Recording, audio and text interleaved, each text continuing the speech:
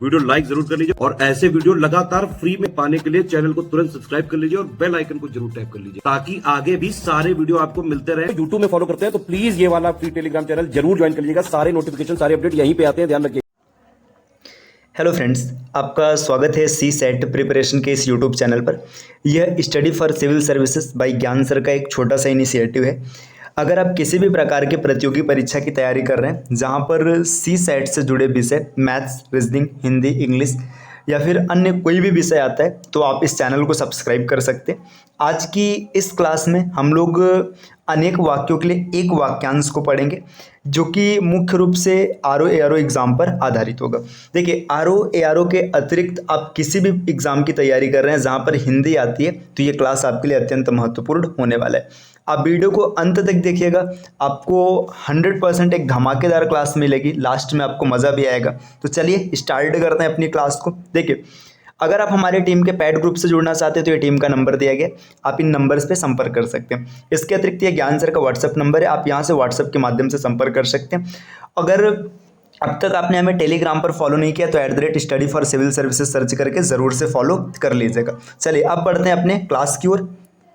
इससे पहले अगर आपने वीडियो को लाइक नहीं किया तो लाइक कर लीजिएगा, आपके लाइक से हमें मोटिवेशन मिलता है। चैनल को आपने सब्सक्राइब नहीं किया तो सब्सक्राइब कर लीजिएगा। अब देखिए, यहाँ पे पहले स्लाइड पे यहाँ पे देखिए अनेक वाक्यों के लिए एक वाक्यांश लिखा गया जो पहले कभी न हुआ। ठीक है, मतलब कोई भी ऐसी घटना जो आज से पहले कभी नहीं हुआ है, इसके लिए एक वाक्यांश यूज करते हैं अभूतपूर्व। अभूतपूर्व का मतलब ये होता है जो घटना इससे पहले कभी नहीं हुई, जिसका खंडन न किया जा सके, मतलब जिसे आप तोड़ नहीं सकते, जिसको खंडित नहीं कर सकते, उसके लिए एक वाक्यांश है अखंडनीय। इसी प्रकार से जिसकी गहराई का पता न चले, ठीक है, जिसकी गहराई का पता न चले, उसके थाह का पता न चले, तो उसके लिए अथाह या अगाध, अगाध इन शब्दों का प्रयोग किया जाता है। जो शोक के योग्य न हो, मतलब कोई भी ऐसी घटना जिस पर शोक करने योग्य नहीं है, उसको अशोक कहा जाता है। जो चिंता के योग्य न हो, मतलब कोई भी घटना, कोई भी बात, कोई भी वस्तु जिस पर चिंता करने की जरूरत नहीं, चिंता के योग्य नहीं है, उसको अचिंतनीय कहते हैं। इसी प्रकार जो सबके अंतःकरण की बात जानता हो, अंतःकरण मतलब उसके अंतर्मन की बात जानता हो, उसके अंदर क्या चल रहा है ये बात जानता हो, उसके लिए एक शब्द अंतर्यामी का प्रयोग किया जाता है। जो बीत चुका हो, मतलब पीछे की बात की जा रही है, पास्ट की बात की जा रही है, तो जो बीत चुका होता है उसके लिए एक शब्द अतीत का प्रयोग किया जाता है। जो दिखाई न पड़े, जब दिखाई नहीं पड़ता तो इसके लिए आपने ऐसे देखा भी अदृश्य होता है। अदृश्य का मतलब जो चीज़ हमें दिखाई नहीं देता है, तो इसके लिए अदृश्य या तो इसका प्रयोग करेंगे या तो अप्रत्यक्ष। अब देखिए, प्रत्यक्ष का मतलब जो आपके सामने आपको दिखाई दे रहा है, अप्रत्यक्ष का मतलब जो आपको दिखाई नहीं दे रहा है। चलिए हम लोग आते हैं अपने अगले साइड पर। यहाँ पे दिया है जो कभी नहीं मरता, मतलब कोई भी ऐसी चीज़ ना जिसकी मृत्यु नहीं हो रही है, जो कभी नहीं मर रहा है, तो वो है अमर। ठीक, जो आगे की सोच रखता हो, यहाँ पे रखता हु रहेगा, हु गलती से हो गया, टाइपिंग की मिस्टेक है। जो आगे की सोच रखता हो तो उसको अग्रसोची कहते हैं, मतलब वो आगे की चीज़ों को सोचकर चलता है। धरती और आकाश के बीच का स्थान, तो धरती और आकाश के बीच का जो स्थान है उसको अंतरिक्ष कहा जाता है। किसी देश के अंदर होने वाला या उससे संबंध रखने वाला, मतलब कोई भी चीज़ जो देश के अंदर है, अंदर की चीज़ है, तो इसको अंतर्देशी कहा जाता है। जिस पर आक्रमण न किया गया हो, मतलब कोई भी ऐसी चीज़, कोई भी ऐसा देश, ऐसा वस्तु जिस पर आक्रमण नहीं किया गया, जिस पर हमला नहीं किया गया, तो उसको अनाक्रांत कहते हैं। अनाक्रांत मतलब इस पर आक्रमण नहीं किया गया। जिसे जीता न जा सके, मतलब आप इसको जीत नहीं सकते, तो उसके लिए एक शब्द आएगा अजेय। जिसका बिना वेतन के काम करने वाला, ठीक है, मतलब कोई भी चीज़, कोई भी व्यक्ति जो बिना वेतन का काम कर रहा है उसको अवैतनिक कहते हैं। उसके लिए एक शब्द आएगा, एक वाक्यांश आएगा अवैतनिक। जिसका जन्म पहले हुआ, जिसका जन्म पहले होता है उसको अग्रज कहते हैं। वीडियो को लाइक कर दीजिएगा, साथ में शेयर कर लीजिएगा अपने फ्रेंड्स के साथ। अपने चैनल को अगर सब्सक्राइब नहीं किया तो सब्सक्राइब कर लीजिएगा। चलिए अब आते हैं अगले स्लाइड पर। तो नेक्स्ट अगले स्लाइड पर यहाँ पे देखिए कुछ और शब्द दिए, जिसका जन्म बाद में हुआ है। देखिए, जिसका जन्म पहले हुआ था उसके लिए आपने क्या बोला, अनुज। अनुज मतलब छोटा है, सॉरी अग्रज बोला था। जिसका जन्म पहले हुआ था उसके लिए अग्रज था, अग्रज मतलब बड़ा है। अब जिसका जन्म बाद में हुआ तो उसके लिए अनुज शब्द का प्रयोग करेंगे, अनुज का मतलब छोटा है। जिसे पराजित न किया जा सके, मतलब आप इसको पराजित नहीं कर सकते तो होगा अपराजय। इसी प्रकार जो पहले दे दिया जाए, पहले दे दिया जाए मतलब अग्रिम। देखिए, आपने ये सेंटेंस कई बार सुना होगा, कोर्ट ने अग्रिम जमानत प्रदान की, है ना। अग्रिम जमानत का मतलब क्या है कि उसको पहले से ही जमानत मिल चुकी है, वो गिरफ्तार नहीं होगा, तो इस जो पहले ही दे दिया गया उसको अग्रिम होता है। अग्रिम सूचना, ऐसा शब्द आपने सुना होगा, ठीक है। जिसका कोई शत्रु न हो, मतलब ऐसा कोई व्यक्ति जिसका कोई शत्रु न हो, कोई दुश्मन न हो, तो उसके लिए अजात शत्रु वाक्यांश का प्रयोग किया जाता है। जो कानून के विरुद्ध हो, ठीक है, जो कानून के विरुद्ध है उसको अवैध बोलेंगे, है ना, या गैर कानूनी कहते हैं, है ना। जिसके पास कुछ न हो, जिसके पास कुछ नहीं मतलब एकदम निर्धन व्यक्ति, तो उसके लिए एक शब्द आएगा अकिंचन। जो तौला या मापा न जा सके, मतलब जिसको आप तौल या माप नहीं सकते, तो उसके लिए अपरिमेय शब्द का प्रयोग किया जाता है। जिसका विवाह न हुआ हो, तो जिसका विवाह नहीं हुआ है उसके लिए एक शब्द आएगा अविवाहित। अविवाहित का मतलब है उसका विवाह नहीं हुआ है। चलिए, जो प्रमाण से सिद्ध न हो सके, अब प्रमाण के माध्यम से उसको सिद्ध नहीं किया जा सकता, उसको अप्रमेय कहते हैं। जो चीज प्रमाण के माध्यम से नहीं सिद्ध की जा सकती उसके लिए एक शब्द है अप्रमेय। आगे, जिसकी पहले से कोई आशा न हो, अप्रत्याशित, मतलब आप पहले से एकदम अनुमान नहीं लगाए थे कि ऐसा हो सकता है, ये घटना हो सकती है, तो उसके लिए एक शब्द आएगा अप्रत्याशित। जो भेदा न जा सके, मतलब कोई भी ऐसी चीज जिसे भेद पाना, जिसको तोड़ पाना मतलब मुश्किल है, उस असंभव है, आप उसको तोड़ नहीं सकते, तो उसके लिए एक वाक्यांश आएगा अभेद्य। जो इस लोक में संभव न हो, इस लोक में संभव नहीं मतलब अलौकिक चीजें। किसी कार्य के लिए दी जाने वाली आर्थिक सहायता मतलब अनुदान, मतलब कोई काम है उसके लिए आप आर्थिक सहायता दे रहे हैं, तो उसके लिए एक शब्द आएगा अनुदान। जिसका जन्म छोटी जाति में है, अंत्यज, इसके लिए एक वाक्यांश है अंत्यज। जिसके समान कोई दूसरा न हो, अद्वितीय, तो ये जो अद्वितीय है ये पेपर में कई बार क्वेश्चन पूछा गया, जिसके समान कोई दूसरा न हो उसके लिए एक वाक्यांश होता है अद्वितीय। कम बोलने वाला होता है अल्पभाषी, या इसके लिए एक शब्द यूज किया जाता है मितभाषी, तो इसको भी आप याद रखिए। देखिए, आपने जैसे सुना होगा ना, वो कम खर्च करने वाला क्या होता है, मित व्ययी होता है। इसी प्रकार कम बोलने वाला मितभाषी हो जाएगा। अब आते हैं अगले स्लाइड पर। देखिए, अगले स्लाइड पर यहाँ पर आपके सामने ये कुछ और अलग लिखे गए हैं वाक्य। देखिए, जिसका कभी अंत न हो, मतलब कोई चीज ना, मतलब जिसका कभी अंत ही नहीं होने वाला, तो ये अनंत है, ठीक है, मतलब ये कभी खत्म नहीं होगा। कम जानने वाला, जिसको कम पता है तो उसके लिए अल्पज्ञ होता है। देखिए, कम जानने वाला और जो कुछ नहीं जानता, दोनों में अंतर है। जो कम जानने वाला है उसके लिए अल्पज्ञ शब्द का प्रयोग किया जाता है, या अल्पज्ञ वाक्यांश लिखा जाता है।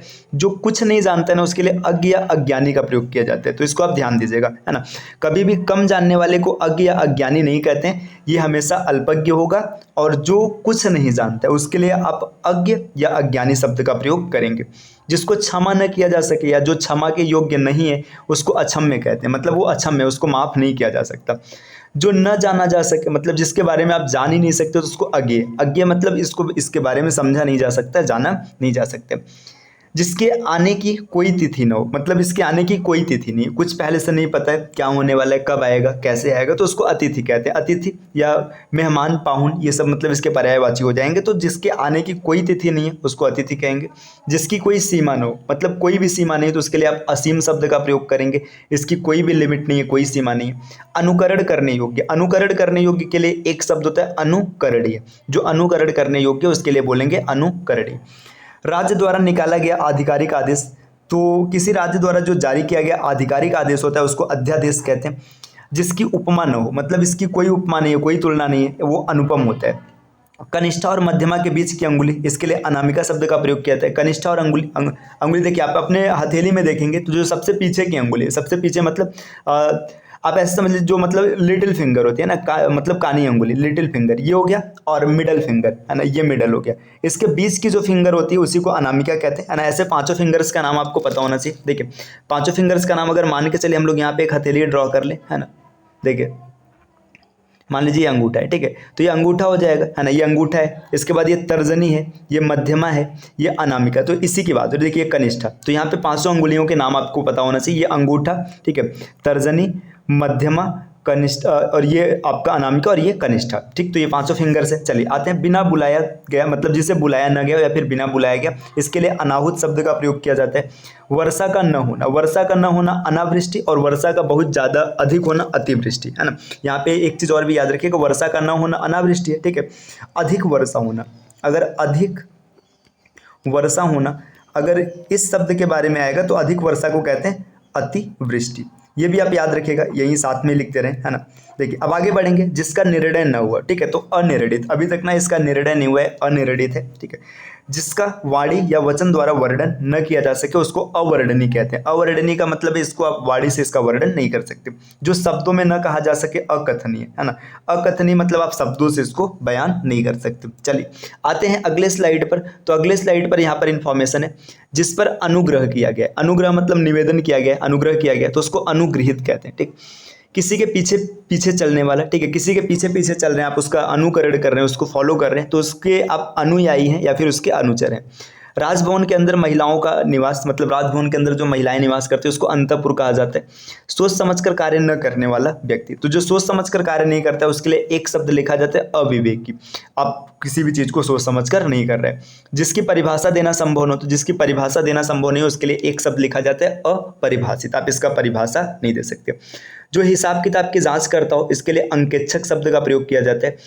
विकृत शब्द, देखिए आपने अपभ्रंश, है ना, ये हिंदी में देखा होगा, जब हिंदी का विकास आप पढ़ रहे थे तो वहाँ पे आपको बताया गया था अपभ्रंश। अपभ्रंश मतलब ये शब्द को थोड़ा सा विकृत कर दिया गया। बिना पलक गिराए, मतलब जिसका पलक नहीं गिर रहा है तो उसके लिए अन्मेष शब्द का प्रयोग किया जाता है।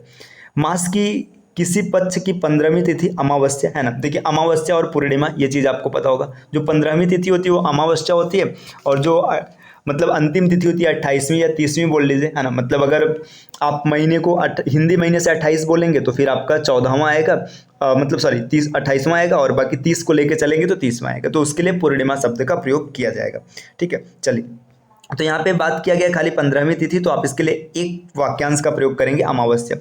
जो विश्वास करने के योग्य न है, अविश्वसनीय, मतलब आप इसके ऊपर विश्वास नहीं कर सकते। सर्वाधिक संपन्न शासक, मतलब कोई ऐसा शासक जो बहुत ही संपन्न है, तो इसके लिए एक वाक्यांश यूज करेंगे अधिनायक। अधिनायक का प्रयोग एकदम उचित होगा। मूल्य घटाने की क्रिया, मूल्य घटाने की क्रिया को अवमूल्यन कहा जाता है, मतलब आप दाम को कम कर रहे हैं, अवमूल्यन किया जा रहा है ना। चलिए देखिए, किसी मत या प्रस्ताव को समर्थन देने की क्रिया अनुमोदन। आपने ये पॉलिटी में शब्द बहुत बार सुना होगा, अनुमोदन, है ना। जो अभी तक न आया हो इसको अनागत कहते हैं। ये टाइपिंग की थोड़ी सी मिस्टेक है ना, अनागत। जो अभी तक नहीं आया इसके लिए एक वर्ड यूज किया जाता है अनागत, ठीक। चलिए अब और आगे बढ़ते हैं। दूसरी माँ के कोख से जन्म लेने वाले अन्योदर इसको कहते हैं, है ना, मतलब दूसरी उदर से जन्म लिए। जिसका जन्म अंडे से हो उसके लिए एक वाक्यांश अंडस का प्रयोग किया जाता है। चलिए आते हैं नेक्स्ट स्लाइड पे, ठीक है। तो अगले स्लाइड पे यहाँ पे इन्फॉर्मेशन है जो पहले कभी नहीं सुना गया, अनुश्रुत, है ना, मतलब ये पहले कभी भी सुना नहीं गया, ठीक है। जो व्यय न किया जा सके, ये अध्यक्ष, ये यहाँ पे मिस्टेक है, इसको मतलब अव्यय कहते हैं। जिसका व्यय न किया जा सके इसके लिए एक वाक्य शब्द होता है अव्यय, है ना, मतलब जिसको व्यय नहीं किया जा सकता उसको अव्यय कहते हैं, ठीक। गुरु के समीप रहने वाला विद्यार्थी अंतेवासी, ये बिल्कुल सही है, गुरु के समीप रहने वाला विद्यार्थी। जिसका उत्तर न दिया गया हो, अनुत्तरित, मतलब अभी तक इस प्रश्न का उत्तर नहीं दिया गया। परंपरा से चली आई बात, है ना, कोई चीज जो परंपरा से चली आ रही, परंपरा से चली आ रही बात है, घटना है, उसके लिए एक वाक्यांश अनुश्रुति का प्रयोग किया जाता है। इसी प्रकार जिसकी बाहें घुटने तक हो, अजानुबाहु, है ना, ये शब्द होता है। जिसका आदि और अंत न हो, मतलब ये अनंत है, सॉरी, जिसका आदि और अंत नहीं है, मतलब ये हमेशा है, विराजमान रहेगा, इसको शाश्वत कहते हैं। अधिकार या कब्जे में आया हुआ इसको अधिकृत कहते हैं, मतलब ये अधिकृत चीज़ है। तो देखिए आज हम लोगों ने कुछ शब्दों को डिस्कस किया, कुछ शब्दों को समझा, ठीक है। अगर एक एक स्लाइड पे देखेंगे तो तकरीबन 20-20, 15-15 के आसपास शब्द है ना, तो 20 है ना, 40 है ना, तो इस तरीके से आप जोड़ेंगे ना, तकरीबन आज हम लोगों ने 70-80 शब्दों को डिस्कस किया है। तो इन शब्दों को आप कोशिश कीजिएगा कि एक बार पढ़ करके याद कर लीजिएगा। और अगर आप RO की कंप्लीट तैयारी करना चाहते हैं तो स्टडी फॉर सिविल सर्विसेज, है ना, स्टडी फॉर सिविल सर्विसेज के एप्लीकेशन को इंस्टॉल कीजिए और उसके पैड ग्रुप को परचेस कीजिए। अपनी तैयारी को एक कदम आगे लेकर जाइए और इस बार आप अधिकारी बन जाइए। चलिए मिलते हैं आपसे नेक्स्ट वीडियो में कुछ नए इन्फॉर्मेशन के साथ, तब तक के लिए take care, bye bye and thank you.